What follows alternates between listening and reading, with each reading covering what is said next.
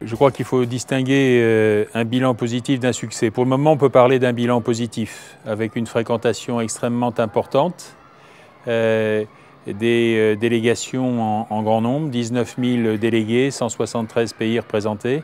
Le succès, ça sera peut-être pour plus tard, ce que l'on aura réussi à faire dans 6 mois. C'est-à-dire comment effectivement nous allons transformer l'essai.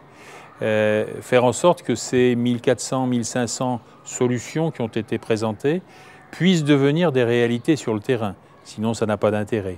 Comment ces solutions vont se transformer en engagement, qu'elles soient à un échelon international, qu'elles le soient au plan tout à fait local.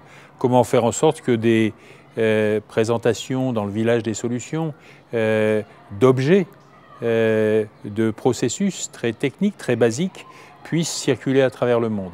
Donc la responsabilité du Conseil mondial de l'eau aujourd'hui, c'est de faire circuler ces solutions, de veiller à ce qu'elles soient mises en œuvre et de veiller à ce que les engagements très nombreux, extrêmement nombreux, pris par les uns et les autres, se transforment en réalité.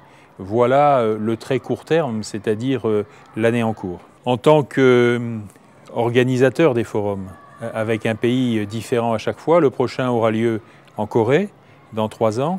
Il a la responsabilité de mobiliser l'ensemble de la communauté internationale pour, chaque 3 ans, faire avancer l'ensemble des solutions propres à améliorer l'accès à l'eau.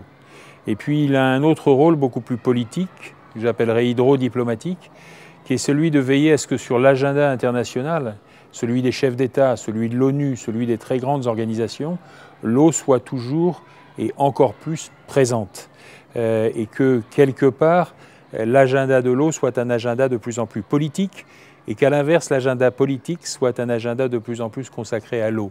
Voilà notre responsabilité, voilà celle que nous allons assumer dans les années qui viennent.